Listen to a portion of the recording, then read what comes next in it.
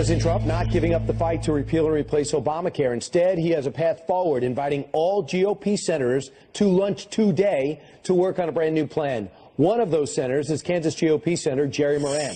He joined us right now, but what we can expect. And, Senator, I got to start with you and Senator Mike Lee really made news as the president was talking about a strategy in the hopes to pass the replacement for Obamacare. At the White House, word came that you were out. You weren't going to vote for this bill, therefore crushing it. Who did you communicate with, and did you realize that this would embarrass the president?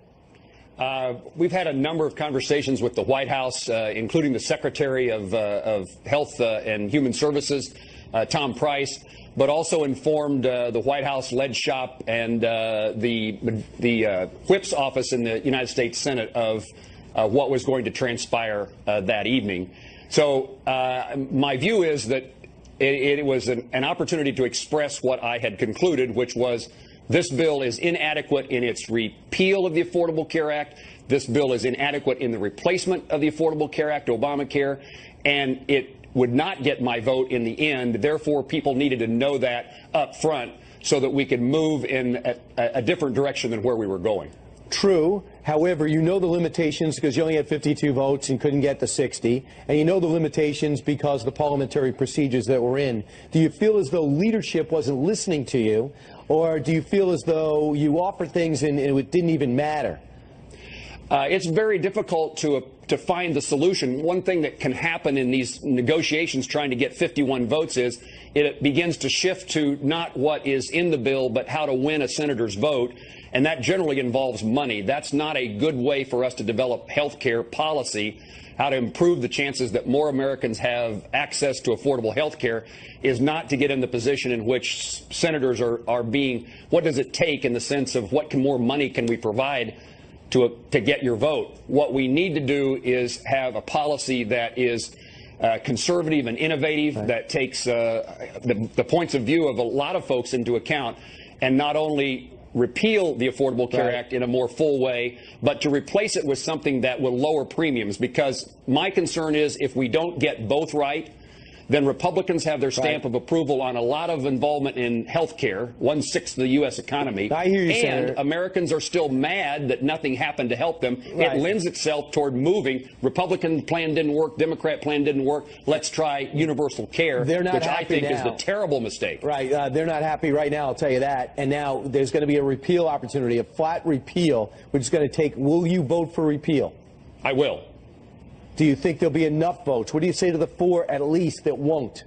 Well, I mean, each senator will need to make up their own minds, obviously. But I made a commitment to Kansans. I voted for repeal before, and I believe it puts us in a position in which we would have leverage with Democrats as we try to craft what the replacement is. All 100 senators, following expert testimony and congressional hearings, puts us in a better place to get a follow-up to the repeal, which would be a good replacement. Senator, you've been in an eye of the storm, and thanks so much for getting up with us and explaining what was behind your decision and your future decision. I appreciate it. Thank you for the conversation. You got it. More Fox and Friends. We talk OJ next.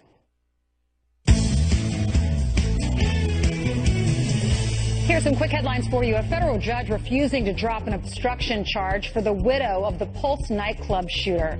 Noor Salman is accused of helping Omar Mateen plan the mass shooting last year that killed 49 people. Her trial is set for March. And a prison experiment to rehabilitate wannabe terrorists is proving to be a major failure. And now we know how much it's costing you, the taxpayer. Over $200,000 of your hard-earned cash was used to help Abdullahi Youssef skip prison in Minnesota. He was sentenced in November for trying to join ISIS, but instead of jail, he was put in a de-radicalization program, which failed after just 2 months when he was caught watching an ISIS documentary. Steve? Thanks, Ainsley. O.J. Simpson could soon be a free man. He is eligible for parole as early as tomorrow following that 2008 conviction, which included charges of robbery and kidnapping. So what's going to happen? Let's talk to Fox News legal analyst and the host of The Property Man, Bob Massey, who covered the trial from inside the Vegas courtroom. Bob, the cover of the New York Daily News today, parole hearing of the century. We're talking about tomorrow. What's going to happen? Well, the hearing's going to take place at 10 o'clock Pacific time. Jessica Rosenthal, who's the Fox News Channel radio correspondent, interviewed Tom Scotto, who is O.J.'s best friend. He's going to be there along with O.J.'s daughter and sister. Tom was the one who O.J. was in the wedding, and luckily for him, Steve, he didn't go to the Palace Station that day, or he'd probably been this bunch of guys. And he said if O.J. gets out, he's going to lay low, no reality shows. He wants to live his life out. Tomorrow, these parole hearing commissioners will hear what they need to hear and make a decision. Sure. I know Fred Goldman, the father of Rod Goldman, said keep him locked up. But then one of the victims for this particular crime, a fellow by the name of Bruce Fromong, he said let him out. Yes. Yeah, I mean, I think the general consensus is that, you know, this is an overcharged type of conviction and sentence, that the white elephant in the room is what happened in '94. But honestly, these parole commissioners, Steve, they're bound by the facts of this case. They're bound by what happened. Obviously, they went into the Palace Station to get his own property, which was a stupid thing to do. And I think even the district attorney in Las Vegas, Steve Wolfson, whose wife is Judge Glass, who ultimately sentenced O.J., said he probably should get out, as well as David Roger, who in fact prosecuted him, said he probably will get out. Sure. Now, for folks who were not paying close attention, some people might think, well, now he's in prison for the murder of his wife and Ron Goldman, right? No, but she's not. He was found innocent of those charges. However, years later, then there was this thing in Vegas, robbery, kidnapping, all that stuff. He was sentenced to 33 years. But, Bob, you were in the courtroom. 33 years seems like a big stretch of time. So some have surmised he got that much time because the people in Las Vegas were trying to convict him for the murder that he was found innocent of. Unspoken type of thought, Steve. I agree with what you're saying. We want to believe, as trial lawyers, civil and criminal trial lawyers and prosecutors, that they weigh the evidence and they make that determination. Will anybody ever admit to that? No. Judge Glass, at the time of sentencing, actually made a comment that she wants to make it clear that the sentence she's going to give is a sentence that has nothing to do with the past, but rather based on the facts. Do I think that he went away too long for this crime? Yes, I do. But the bottom line is the fact he has his chance tomorrow. And these commissioners have to make a decision. And I think most people feel that he's going to walk. If he does, he'll get out in October. And most say move back to Florida. And you know what? There's a possibility, some are talking, he could wind up with a reality show, and everybody would watch that. I know you would. I would. We'll see. All right. We'll see. Bob, thank you very much. We'll be watching out in Vegas tomorrow. Thank you, sir. All right. First up, he admitted lying about his military service. On a few occasions, I have misspoken about my service, and I regret that, and I take full responsibility. Okay, well now Connecticut Senator Richard Blumenthal wants $500 million in funding to care for wounded Ukrainian soldiers. What about our troops? Former Navy SEAL Carl Higby's got a reaction, and he's coming up. Plus, her father, John Huntsman, will be nominated by the president as ambassador to Russia. Abby Huntsman is here to talk about her dad's new job. Straight ahead on Fox and Friends.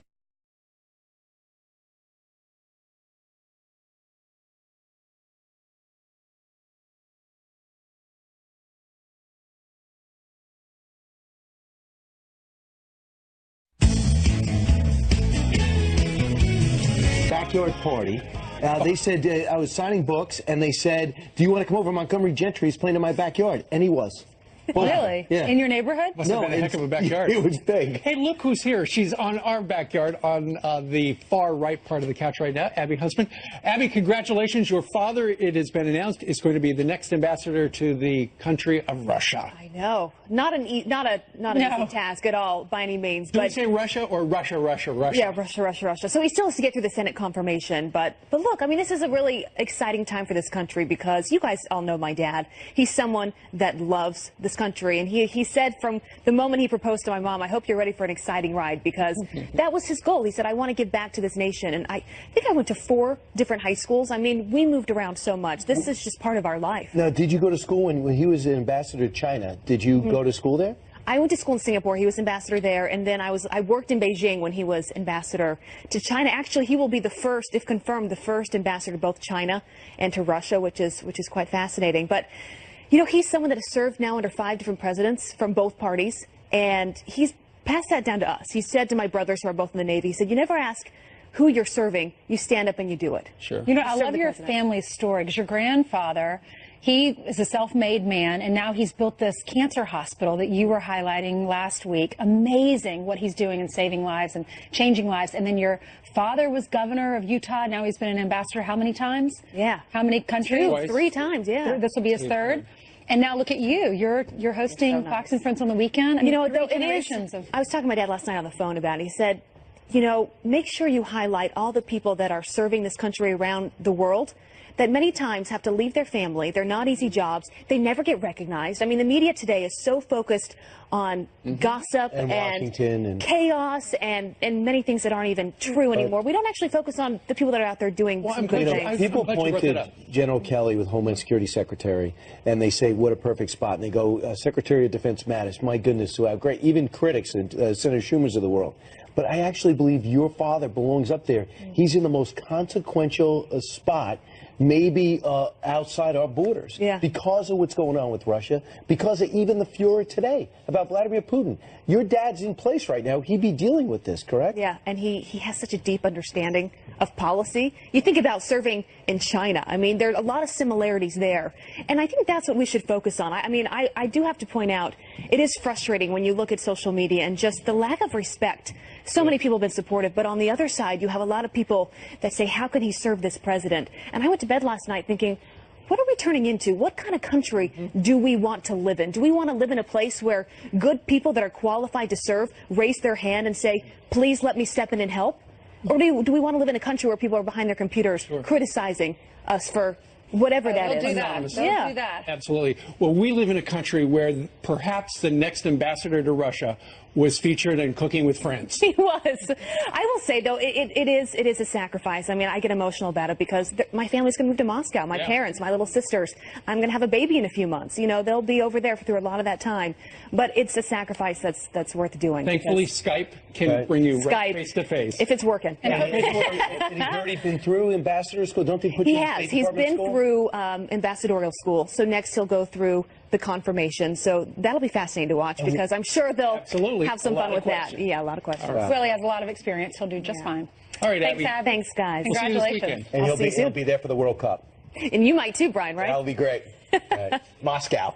All right, it is 24 minutes now before the top of the hour, and Jillian has what's happening now. And not that it's the same, Abby, but you have your family here. I do. I have you guys. Here. I'm so lucky for that. Let's start with this right now. Later today, President Trump's Voter Fraud Commission will hold its first public meeting. The bipartisan panel, led by Vice President Mike Pence, is under fire after most states at least partially refused to hand over voting data.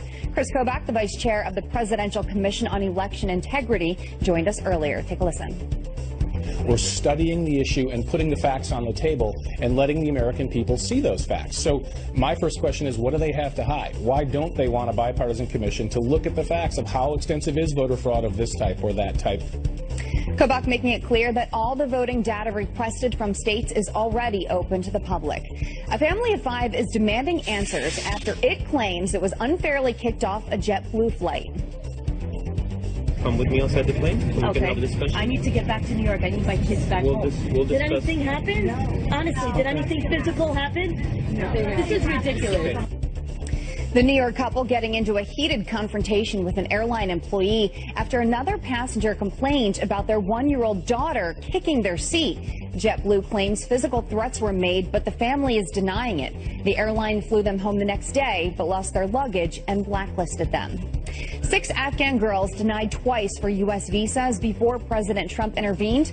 They are now winners. They won the silver for a courageous achievement in First Global, which is an international robotics challenge in D.C. The inventors getting recognized by Ivanka Trump. They will have a tour of the Capitol today before returning home tomorrow.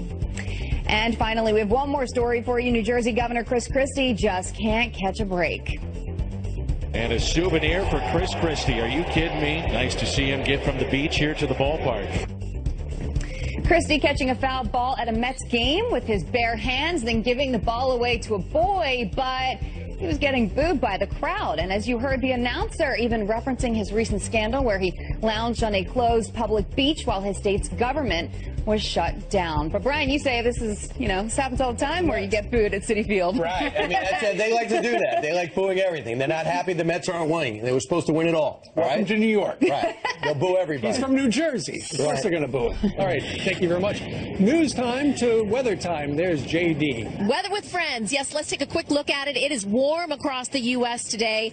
Hot and humid over the central U.S. where we have heat advisories in effect and the potential for showers and thunderstorms for the upper Midwest and the Great Lakes where we could see some large hail damaging with isolated tornadoes. Let's meet some friends. Where are you from? Savannah, Georgia. What are you doing with this big old sign? Well, we're really proud of Lindsay because she's going to be singing at Carnegie Hall tonight. Yay! Real quick, where are you guys from? Marshalltown, Iowa. And? Charlottesville, Virginia. Charlottesville, Virginia. What's your favorite morning show? Boston Red!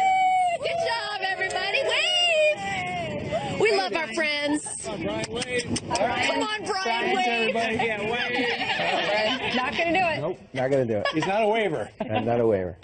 All right, still ahead. You've seen the commercials everywhere. Then it's time you discovered MyPillow.